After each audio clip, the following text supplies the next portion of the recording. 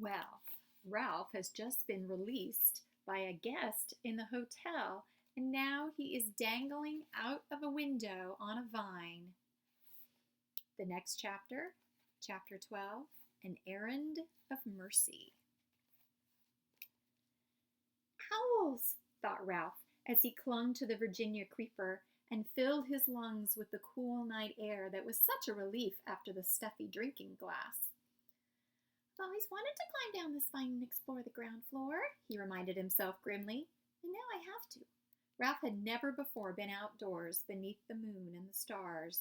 He felt small and frightened and alone. Slowly, paw over paw, he worked his way along the shoots and tendrils. An owl, uncomfortably close in a pine tree, hooted, and Ralph huddled shivering in the shadow of a leaf, aware that he was losing precious seconds. A night wind rattled the windows, and the owl glided off across the parking lot. Ralph inched his way down the vine. It was a long, winding route full of detours to the ground floor window, which, to Ralph's relief, was open. Upon reaching the windowsill, Ralph leaped to the floor of the room in which 3 young men of college age were sleeping, 2 in beds and 1 in a sleeping bag on the floor. An aspirin! I must find an aspirin, thought Ralph, darting under the bed. He bumped into a dust mouse, which startled him, but he did not find an aspirin. He was in such a hurry he ran right over the man in the sleeping bag instead of taking time to go around. There under the dresser, gleaming in a shaft of moonlight, he saw a round, white pill. He went closer. Yes, it really was an aspirin tablet. At last! Ralph was positive it was an aspirin and not some other pill because it had letters stamped on it.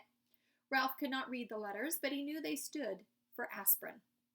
He had been warned about them often enough. Now all Ralph had to do was figure out how to get the pill upstairs to room 215.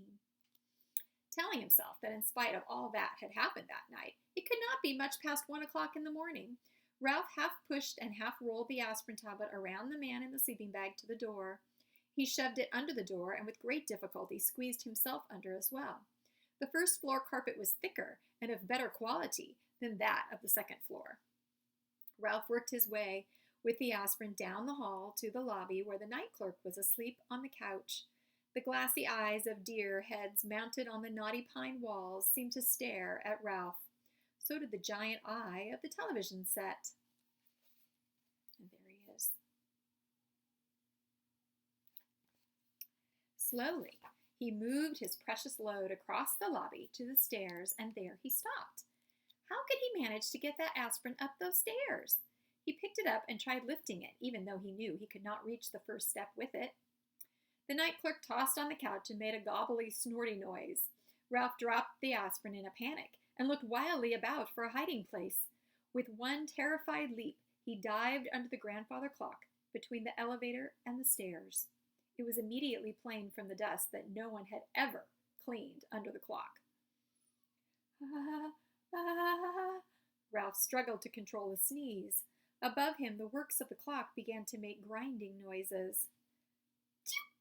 The sneeze could not be held back. Boom! The clock struck 1:30, forcing Ralph to clap his hands over his ears. How his famous ancestor, the one that ran up the clock, hickory-dickory-dock, stood the racket, he did not know. Peeking out, Ralph discovered the night clerk had slept soundly through the din, so he ventured out from under the clock to continue his struggle with the aspirin tablet. Since carrying the pill up the stairs was impossible, Ralph had to find another way. The elevator? Ridiculous. A mouse cannot run an elevator. Then, quite unexpectedly, a whole plan of action popped into his mind. Ralph had a genuine inspiration. First, he rolled the aspirin to a safe place behind the ashtray stand beside the elevator. Then, empty-pawed, he climbed the stairs to the second floor and ran down the hall to room 215, where he squeezed under the door.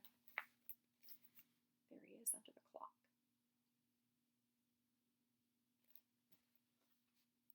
Keith was still, half awake, his eyes glinting with fever under their heavy lids. "Psst," said Ralph. "I found an aspirin for you." Murmured Keith. An aspirin tablet. I found an aspirin. Oh, where is it? Keith was more awake now. Down on the first floor. Oh, Keith was obviously disappointed. Now wait, said Ralph. I can get it up here, but I've got to have some help. You'll have to let me take your sports car. You're too young, mumbled Keith. I am not. And it was true that Ralph felt very much older than he had when he lost the motorcycle. Come on, you need that aspirin, don't you? I already lost my motorcycle. Oh, come on. Ralph was growing more impatient as he felt the night slipping by. If you won't let me take the sports car, will you let me take the ambulance? I guess so. Ralph did not feel equal. Keith did not feel equal to arguing with a determined mouse. He picked up his ambulance from the bedside table and set it on the floor. Here. One more thing, said Ralph anxiously. Do you think you can manage to open the door for me? I know you feel terrible, but it is the last thing I'll ask. Honest. And I'll promise I'll have the aspirin up here in no time. Keith sighed, but he slid his feet out from under the sheet and, hanging onto the bedside table, reached over and opened the door. Ralph was already seated in the white ambulance with the red cross painted on the side.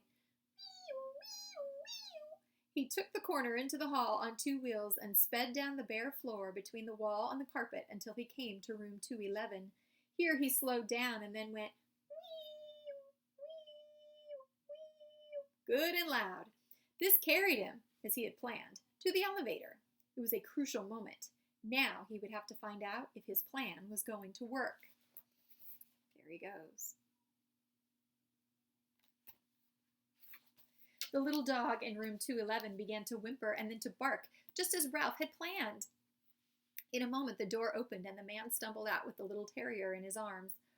Oh, all right, he grumbled. I'll walk you. Be quiet, will ya? Ralph waited, his paws tense on the steering wheel. The man walked groggily to that closed elevator door where he managed, in spite of the wriggling dog in his arms, to push the button. Soon the elevator door slid open. Ralph knew that timing was important. The man entered the elevator. The dog barked. Whee! Whee! Said Ralph hard enough and fast enough to shoot the ambulance at great speed across the yawning crack between the floor of the hall and the floor of the elevator before the man turned around. As the dog's owner turned, Ralph steered skillfully around his feet and parked the ambulance behind him. The man pressed the buttons, the doors closed, and the elevator actually began to descend. Oh, you know what you are? The man sleepily asked the dog. You're a nuisance, that's what you are. A four-footed, hair-covered nuisance. The dog ignored his master. I know you're down there, he yapped to Ralph. If I could just get down, I'd get you. Ralph did not answer. He was taking no chances. He waited quietly inside his ambulance until the man had carried the dog out before he drove out of the elevator. He jumped out of the ambulance, opened the rear doors, seized the precious aspirin, and boosted it inside. Slamming the doors, he ran around and jumped into the driver's seat. There was not an instant to lose. Whee-oo, whee-oo. The ambulance moved toward the open elevator, but unfortunately, by this time, Ralph was slightly out of breath. The front wheels of the ambulance caught in the crack between the floor of the lobby and the floor of the elevator. The ambulance was stuck. Oh no, thought Ralph, not now. I can't fail now. Whee! Whee! He managed to gasp. The wheels spun, but the ambulance did not move. Ralph jumped out, put his shoulder to the rear of the vehicle, and pushed with all of his strength. Nothing happened. In a moment, the man would be returning with his dog. Desperate, Ralph climbed back into the ambulance. He took a breath so deep he thought his lungs would surely burst. Whee-oo, whee-oo, whee! He made the sound hard and fast and high-pitched. The wheels spun. The ambulance moved, slowly at first, and then as the tires got a grip on the floor of the elevator, it shot out of the crack and across the elevator and hit the rear wall with a bump. Ralph collapsed over the steering wheel, limp with relief, just as the man came back through the lobby with his dog. I guess some boy lost his toy ambulance, muttered the man, more awake now, as he stepped in and pressed the button. Toy, thought Ralph indignantly.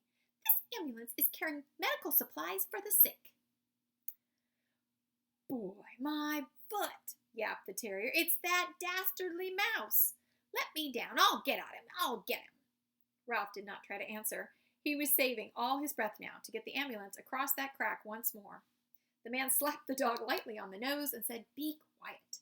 I took you outside, didn't I?" Fortunately, the elevator door stayed open behind the man as he walked out, so Ralph had no trouble driving the ambulance out and down the hall to room 215. The door had blown shut, but he did not care. He jumped out of the ambulance and ran around to the back, where he unloaded the aspirin, shoved it under the bedroom door, and squeezed under after it. "Hey, Keith, I've got it!" Ralph was filled with triumph. "I brought you an aspirin." And there it is. All right, we're moving on to our next chapter.